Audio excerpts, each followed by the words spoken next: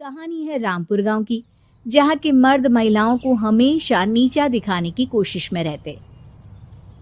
अरे अभी तक खाना नहीं आया क्या? मुझे एक और शादी करने की जरूरत है।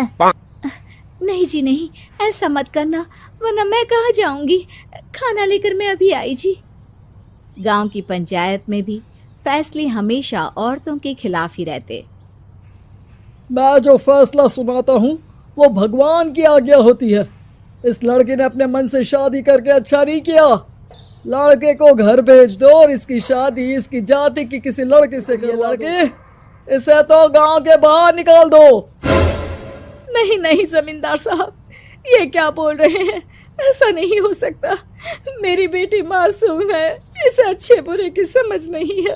अरे कहाँ जाएगी ये बेचारी? कहाँ जाएगी? इतनी चिंता है तो पूरे परिवार का गांव निकाला कर देते हैं। बेचारे पूरे बसे बसाए परिवार को गांव छोड़ना पड़ता है। चाहे जो हो, अगर बेटियों को कंट्रोल नहीं कर सकते तो गांव में रहने का कोई मतलब नहीं है। यहाँ औरतों को दब कर रहना होगा। कोई भी अपने हिसाब से कुछ नहीं कर सकता, सब ईश्वर की मर्जी से ही होगा। तभी गांव का एक आदमी दौड़ा दौड़ा आता है। सरपंच साहब, जमींदार साहब, वो कालिया है ना, उसकी बेटी पढ़ने के लिए शहर जा रही है।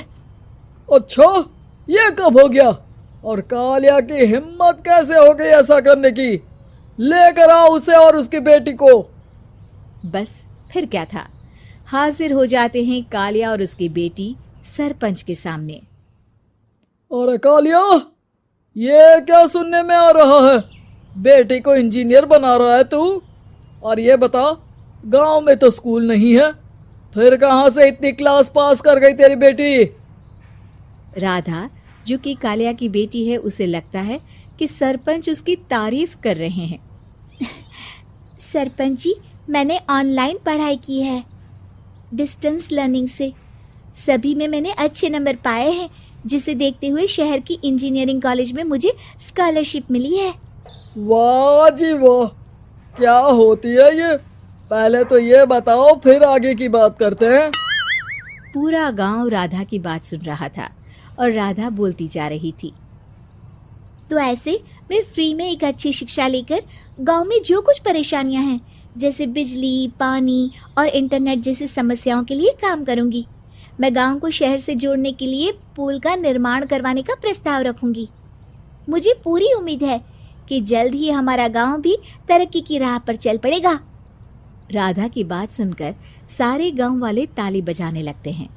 सरपंच को समझ नहीं आता कि वो क्या करे। चुप रह नादान लड़की, गांव के खिलाफ जाने के लिए तुझे गांव से बेदखल कर दिया जाएगा, वो भी पूरे परिवार के साथ। और हाँ, अगर ठीक से गांव में रहना चाहती है तो ये पढ़ाई लिखाई छोड़ दे। हम तेरे लिए गांव का कोई होनहार लड़का देखेंगे। तभी गांव का एक आदमी बोल पड़ता है। अरे नहीं नहीं सरपंच जी, राधा बिटिया जो बता रही है, अगर वैसा हो जाए तो हम लोगों को पैसा कमाने के लिए बाहर नहीं जाना पड़ेगा। हाँ जी, और ना ही कोसों दूर पानी के लिए भटकना पड़ेगा। हमारे बच्चे भी अच्छी पढ़ाई कर सकेंगे और आगे बढ़ेंगे, ना कि हमारी तरह खेती करते बैठेंगे। क्यों गांव वालों, राधा बिटिया का साथ देना चाहिए ना। सरपंच देखता है कि गांव राधा के साथ है तो वो चुप हो जाता है। वो घर आकर अपने सलाहकार से बात करता है, जो बहुत ही चालाक किस्म का इंसान होता है। अरे सरपंच साहब, आपको बहुत ही होशियारी से काम लेना पड़ेगा। एक बार गांव तरक्की कर गया, यहाँ के बालक पढ़ लिए तो कोई ना पूछेगा आपको। और फिर ये जो बेटा और बेटी है ना आपके, इनको भी आम लोगों की तरह ही जीवन जीना होगा। हाँ, लेकिन करे तो क्या करे? वो ना आप मुझ पर छोड़ दीजिए, बस मैं जैसा बोलूं करते जाइए। अगले रोज सुबह जब गांव वाले सोकर उठते हैं तो राधा के घर के बाहर और साथ ही वो लोग जिन्होंने राधा का सपोर्ट किया था, उनके घर के आगे लाल रंग से कल आऊंगी लिखा होता है। कल आऊंगी, यह क्या होता है? अरे यह तो खून से लिखा है, लगता है कोई भूत प्रेत या चुड़ैल का साया है। चलो सरपंच जी के पास चलते हैं। सभी सरपंच के पास जाकर उसे सारी बात बताते हैं। अरे ये तो बड़ी मुश्किल की बात है। चलो मैं एक बाबा को जानता हूँ, उन्हें बुला लेता हूँ। सरपंच बाबा को लेकर गांव के घर के बाहर जाता है। ओहो, तो ये वो चुड़ैल है जो उन लोगों को निशाना बनाते हैं जो गांव को बदलने का सपना देखते हैं। वो गांव को ऐसे ही संपन्न देखना चाहती है, वो नहीं चाहती कि कोई बाहरी यहाँ का कायाकल्प करे। क्या तुम लोगों में से किसी ने गांव को बदलने की सोच रखी है? तभी राधा की माँ रोते रोते आती है। मेरी राधा घर से गायब हो गई है। अरे कोई तो बचाओ, मेरी बच्ची कहाँ गई?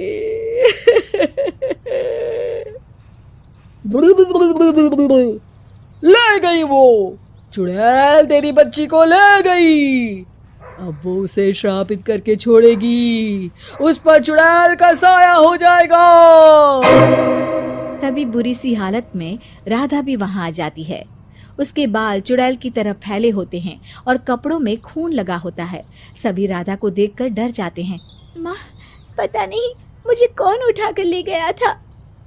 अरे दूर दूर हो जा चुड़ैल, अब हम लोग इस गांव में नहीं रुकेंगे। अरे कैसी बातें कर रहे हैं आप? कल तो आप मेरे भरोसे गांव का हुलिया बदलने, अपने बच्चों को पढ़ाने और तरक्की उन्नति की बात कर रहे थे, तो आज क्या हो गया आपको? ये फिर तुम लोगों को बहकाएगी। ये चुड़ैल गांव में आ चुकी है, ऐसे ही ये तुम्हारे घर के बच्चों को भी ले जाएगी। गांव वाले राधा को गांव से बाहर निकाल देते हैं। उसके माँ बाप रोते रहते हैं, लेकिन गांव वाले नहीं मानते। मैं भी अपनी बहन के साथ गांव के बाहर रहूंगा, लेकिन वो पढ़ाई नहीं छोड़ेगी। वहीं सरपंच के घर पर सलाहकार कहता है। देखा, सांप भी मर गया और लाठी भी नहीं टूटी। लेकिन अगले ही दिन सरपंच के घर के बाहर भी वही शब्द लिखे होते हैं। और फिर सरपंच की बीवी कहती है, हमारी बेटी को किसी ने अगवा कर लिया है। तभी राधा का भाई वहां आ जाता है। अरे गांव वालों, मैंने सरपंच जी की बेटी को देखा था। वो चुड़ैल उसे उठाकर ले जा रही थी। अरे क्या मजाक कर रहे हो? नहीं नहीं सरपंच जी, आप नहीं जानते।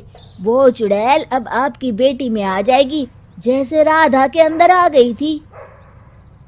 तभी सरपंच की बेटी वैसी ही हालत में वहां आती है जैसे राधा आई थी। पापा, पता नहीं कैसे मैं गायब हो गई थी। चुड़ैल, इसके अंदर भी चुड़ैल का साया है, मारो इसे। अरे नहीं नहीं, इसे भी राधा के पास गांव के बाहर ही भेज दो। अरे चुप रहो, मेरी बेटी कहीं नहीं जाएगी और चुड़ैल बुड़ैल कुछ नहीं होता है। अरे कैसे बात कर रहे हो सरपंच जी? आप तो बोल रहे थे कि आपका फैसला भगवान का ज्ञान होता है, तो अपने पर बात आई तो अब आप ऐसे बोल रहे हैं। अरे ना ना ना, आपको अपनी बेटी को त्यागना ही होगा। अरे बुलाओ बाबा को। राधा का भाई बाबा को ले आता है, जिसे अब गांव वालों के डर के कारण सच बोलना पड़ता है। मैं कोई बाबा नहीं हूँ, मैं तो मोची था। ये सलाहकार महोदय ने मुझे कहा था एक्टिंग करने को। अब वो मुझे पैसे देने वाले हैं। अब मुझे माफ कर दो। गलती हो गई, मुझे माफ कर दो। तभी वहां राधा आ जाती है।